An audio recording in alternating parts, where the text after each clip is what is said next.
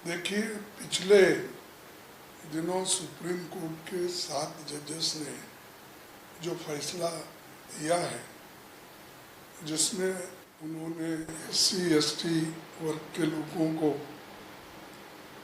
सब कैटेगराइजेशन की बात की है और इसी फैसले में क्रीमी लेयर की भी बात की गई है। भारत में SC समुदाय के लोगों के लिए आरक्षण बाबा साहब अम्बेडकर के पुनः पैक्ट के माध्यम से मिला था। बाद में पंडित जवाहरलाल नेहरू जी, महात्मा गांधी जी, इन्होंने वो जो रिजर्वेशन पॉलिसी है कि जिसको पुनः पैक्ट में मान्यता दी थी, वो कंटिन्यू किया गया। तरीके अलग अलग होंगे लेकिन उसको कंटिन्यू किया गया और हमारे भूतपूर्व प्रधानमंत्री हमारे जवाहरलाल नेहरू जी और महात्मा गांधी जी, देश के राष्ट्रपिता, इन्होंने जो तय किया वो उसी ढंग से लोगों को, एक खास करके दलित लोगों को, अस्पृश्य लोगों को ये देने का ये वायदा था, वो निभा रहे थे। लेकिन इसी के साथ साथ पॉलिटिकल रिजर्वेशन के साथ साथ एजुकेशन और हमारे एम्प्लॉयमेंट, इन दोनों में भी रिजर्वेशन का मुद्दा था। लेकिन अब SC/ST के लोगों को क्रीमी लेयर के नाते उस बात पर उनको निकालना ये बहुत ही एक SC/ST के ऊपर एक बहुत ही बड़ी कुराड़ी उन्होंने डाली है और ये इरादा कि बीजेपी का आहिस्ता आहिस्ता रिजर्वेशन खत्म करना। एक तरफ से सरकारी नौकरियां जो थी, उन नौकरियों को उन्होंने प्राइवेट प्लेयर्स को पब्लिक सेक्टर सौंप के खत्म कर रहे हैं। लाखों वैकेंसीज हैं, वो भर्ती नहीं कर रहे। और दूसरी मजे की बात यह है कि इतने बैकलॉग वैकेंसीज हैं, उन बैकलॉग वैकेंसीज में शेड्यूल कास्ट के सभी ग्रुप मिलके भी कोशिश करने के बावजूद भी वहां पर भर्ती नहीं हो रही और किसी बड़े हुद्दे पे कोई शेड्यूल कास्ट का आदमी अभी भी नहीं है। तो इससे समझिए वो आप क्रीमी लेयर ला के क्या किसको फायदा देना चाहते हैं कि क्रीमी लेयर लाकर आप एक तरफ अछूत समाज को, शेड्यूल कास्ट को कुचल रहे और दूसरी तरफ जो लोग हजारों सालों से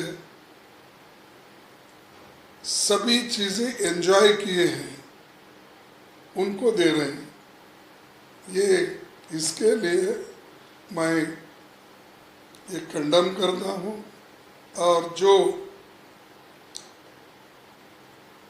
ये जो अपना क्रीमी लेयर का मुद्दा उठाए हैं, ये दुर्दैवी की बात है कि क्रीमी लेयर का जो मुद्दा 7 जजेसों ने उठाया है, ये बहुत ही इसमें वो गंभीरता से शेड्यूल कास्ट के बारे में नहीं सोचे, ये मैं खुलकर कह सकता हूँ। और दूसरी तरफ जब तक इस देश में अनटचेबिलिटी है, अस्पृश्यता है, तब तक ये रिजर्वेशन रहना चाहिए और रहेगा, उसके लिए हम लड़ेंगे।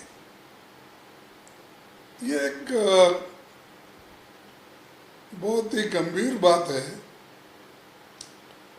कि ये सरकार क्यों नहीं समझी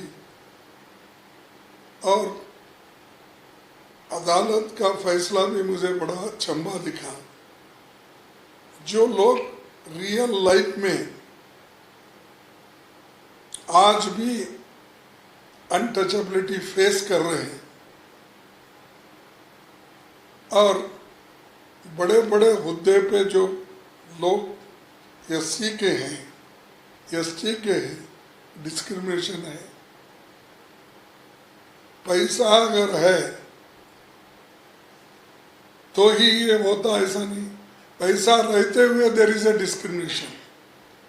अब कोविंद साहब किसी मंदिर पे गए थे, मैं सुना उनको वहाँ आने नहीं दिया, यानी दूसरी जगह बिठाया। मुर्मा जी के साथ वैसा ही ट्रीटमेंट हुआ। ऐसे कई मुद्दे हैं जहाँ पर डीसीज है, एसपीज है, और यहाँ तक आपको मैं बताना चाहता हूँ, चंद एरिया कर्नाटक में भी ऐसे हैं जिस गांव में वो आने ही नहीं देते और उसका भुगतान एक बीजेपी के मिनिस्टर ने भोगा कि उसको अंदर आने ही नहीं दिए, रोक दिए, ये पर्टिकुलर कम्युनिटी। तो ये जो जब तक ऐसे चीज़ें हैं तब तक आप रिजर्वेशन को छेड़छाड़ नहीं करना चाहिए। और मैं ये अपील करूँगा कि सब लोग एक होकर इस जो फैसला है, क्रीमी लेयर का फैसला, इसको मान्यता नहीं देना चाहिए और इसको हमेशा हमेशा के लिए इसकी बात नहीं करना चाहिए। और बाकी चीज़ें जो है बारीकी में है, हम सब कैटेगराइजेशन का उसका इसका हम चर्चा कर रहे हैं इंटेलेक्चुअल्स को बिठा के, किस किस स्टेट में, क्योंकि हर एक स्टेट में शेड्यूल कास्ट की लिस्ट अलग अलग है और किस लिस्ट से किसको कितना फायदा होता है, कितना नुकसान होता है, ये बारीकी से सोच के आगे हम कदम उठाएंगे। और इसके बारे में राहुल गांधी जी भी सोच रहे हैं। उन्होंने बहुत से इंटेलेक्चुअल्स को बुलाया था, लॉयर्स को बुलाया था, सभी को बुला के हमारे ही घर में मीटिंग भी हो गई हो। तो आगे इसको किस ढंग से लेके चलना हम ज़रूर उसको करेंगे। शेड्यूल कास्ट के हिफाजत के लिए जो करना है वो ज़रूर करेंगे। और आज रिजर्वेशन रहते हुए भी हाई कोर्ट जजेस में नहीं है लोग, शेड्यूल कास्ट के लोग। सुप्रीम कोर्ट में तो नाम के वास्ते एक दो आते हैं और secretaries, principal secretaries, joint secretaries, इसमें भी कोई नहीं है। कहीं एकादा दुकादा बाय मिस्टेक आ जाता है। तो इतना सब बैकलॉग रख लेके तुम क्रीमी लेयर लगाते हो, तो ये कभी हम सहन नहीं करेंगे। इस अगर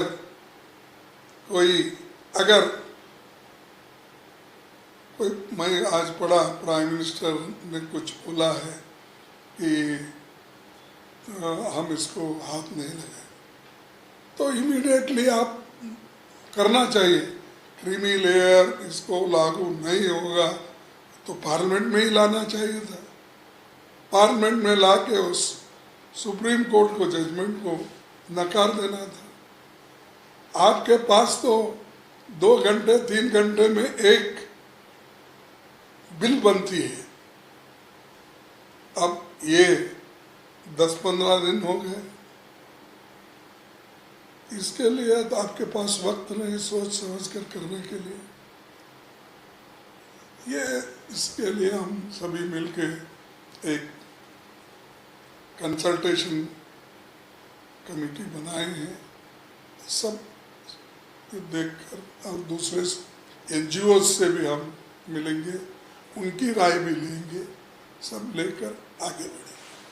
सर, कंसल्टेशन कमेटी की बात कर रहे हैं, आपकी कांग्रेस की है या पूरा इंडिया ब्लॉक के लोग हैं, जो पार्टियां हैं वो? नहीं, कांग्रेस पार्टी के लोग ये चाहते हैं कि दूसरे NGOs को भी इसमें इन्वॉल्व करें, उनसे पूछताछ करें। जो लोग 10, 20, 40, 50 साल से इस पे अभ्यास किए हैं और कॉन्स्टिट्यूंट असेंबली के जो भी विचार है उसमें जो डिस्कशन हुआ, उसमें डॉक्टर बाबा साहब अम्बेडकर ने क्या बोला, दूसरों ने क्या बोले, ये सब हमको देखना पड़ता है। इसके लिए ये कांग्रेस पार्टी सबकी राय लेके आगे बढ़ेगी।